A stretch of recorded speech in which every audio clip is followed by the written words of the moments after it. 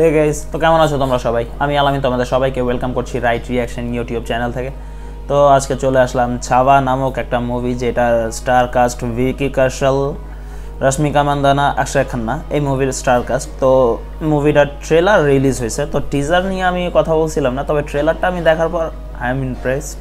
কারণ টিজার দেখে আমি অত বেশিও আমার ভিতরে কোনো ছিল না যে না এই মুভিটা দেখবো আমি, কারণ টিজারে অত কিছু বলা হয়নি, কিন্তু ট্রেলারে ভাই যেটা দেখাইছে সেটা ভাই আমার যে এক্সপেকটেশন তার থেকে অনেক বাহিরে দেখাইছে।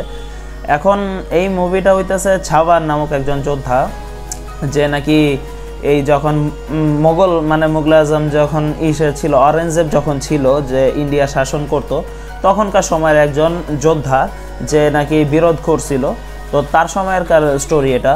তো এই মুভির ভিতরে ছাওয়া হিসাবে যে ক্যারেক্টারটা, সেই ক্যারেক্টারটা প্লে করছে আমাদের ভিকি কৌশল, আর তার ওয়াইফ হিসাবে রশ্মিকা মান্দানা, আর যে এই অরেঞ্জেবের যে ক্যারেক্টারটা সেটা প্লে করছে অক্ষয় খান্না। কিন্তু অক্ষয় খান্নার যেটা আমি যতটুকু দেখলাম, অক্ষয় খান্নার মেকআপ, প্রস্থেটিক মেকআপ, তারপরে যে তার যে বৃদ্ধ লুকটা দিছে, লুকটা দেখা বোঝা যাইতেছে যে সে কোনো দিকে কম না, সে কোনো জায়গায় কম মনে হবে না। পুরো সিনেমার ভিতরে মনে হবে যে না, হিরোর সাথে টক্কর দেওয়ার মতো একজন ভিলেন এখানে তৈরি করছে। তো এই জিনিসটা মনে হইতেছে আমার কাছে।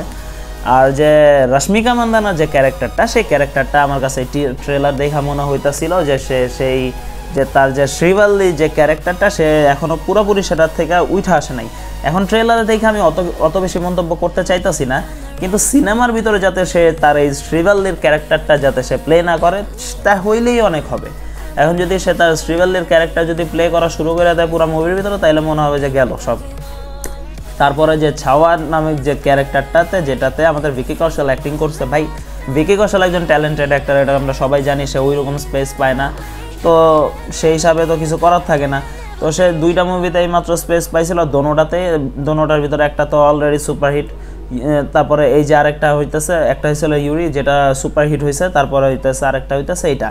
তো ইউরি মুভিটার ভিতরে তার যে জোশ ছিল, হাউজা জোশ, মানে যে একটা ছিল, সেই জোশটা এই জায়গায়ও দেখা যাইতেছে। তার একটা ডায়লগ আছে, সেই ডায়লগটা জঙ্গলের শের নাই তো কি হয়েছে, ছাওয়া তো বাইচে আছে। তো এইটা যে সে যেই গন্ঠে বলছে, তার যে জোশ, ওইটা ছিল আলাদা একটা লেভেলের। আর সেখানারও একটা ডায়লগ আছে যে সে ওই বংশর, মানে এই যে আমাদের যে ছাওয়া, তার যে বংশ, সে বংশের উপরে পাড়া রাইখা সে এই জায়গায় উঠছে, তাদের সবার লাশের উপরে পাড়া দিয়ে সে এইখানে উঠছে। এখন সে ছাওয়ারেও মাইরা তারপরে সে আরও উপরে উঠতে চায়। তো আমার কাছে যে যতটুকু লাগছে, যে ক্যামেরায় আমি যতগুলো ফ্রেম দেখাইছে, প্রতিটা ফ্রেমের ভিতরে এই যে ধ্বংসস্তূপটা দেখাইছে, এই যে ধ্বংসস্তূপ, তো এই যে ধ্বংসস্তূপের যে কাজগুলা করছে, তারপরে এই যখনই যেখানে ক্যামেরা দেখাইতেছে এখানে লোকজনে ভরা, মানে যে জায়গায় দেখাইতেছে যুদ্ধের স্থান, সেখানে লোক দিয়ে ভরা। তারপরে যে একটা মিটিং চলতেছে, সেই জায়গায় লোকজন দিয়ে ভরা থাকে, যে যুদ্ধের একটা মিটিং হবে সেখানে লোক দিয়ে ভরা আছে। তারপর মানে যখন যে জায়গায় লোক দেখাইতেছে, আর এই যে গাছপালার ভিতরে মানুষ ঝুলায় রাখছে, ব্রুটালিটি যে যতটুকুই দেখাইছে, মনে হইতেছে এটা বিগ কাস্টিং, বিশাল বড় কাস্টিং হইতেছে এই মুভিতে। আর বিগ বাজেটের মুভিটা মনে হইতেছে বাহুবলীর পরে, যদি এই যে বাহুবলী 2 পরে অনেক সিনেমা বানানোর চেষ্টা করছে, যেমন থাগস অফ হিন্দুস্তান, যেটা ফ্লপ হয়ে গেছে, আরও কয়েকটা মুভি এরকম যেগুলো আমার এখন মাথায় আসতেছে না, বানানোর অনেক চেষ্টা করছে, কিন্তু আসলে ওইরকমভাবে হয়ে ওঠে নাই। যেটা আমার মনে হইতেছে যে এই সিনেমাতে আরামসে হয়ে যাবে, এইটা সেরকম লার্জ হবে এটা। তো দেখা যাক ভাই, আমার কাছে তো ভাই জিনিসটা খুব ভালো লাগছে। খালি একটা জায়গায় খারাপ লাগছে, পুরা এরকম একটা সিরিয়াস মোমেন্টের ভিতরে এই জিনিসটা, এই যে এইভাবে যে হাইটটা আসায়, এই জিনিসটাই আমার কাছে মানে একটু চোখে বাজছে।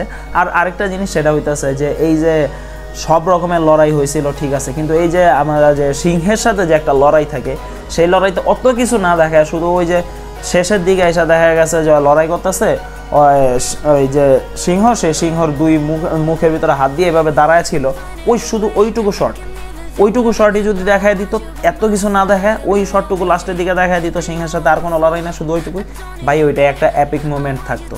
আর আমার মনে হইতেছে ট্রেলারে অনেক বেশি দেখায় ফেলাইছে, এত বেশি না দেখাইলেও হইতো। সিনেমার জন্য কিছু ছাইড়া দেওয়া উচিত, যেটা দেখা মানুষ সারপ্রাইজ হয়ে যাবে সিনেমা দেখা, ভাই এটা কি, কিন্তু অনেক কিছুই দেখায় ফেলছে। যাক, হয়তো সিনেমাও অনেক লম্বা হবে, যার কারণে এত কিছু দেখাইছে, হইতে পারে 3 ঘন্টা ক্রস করে ফেলছে।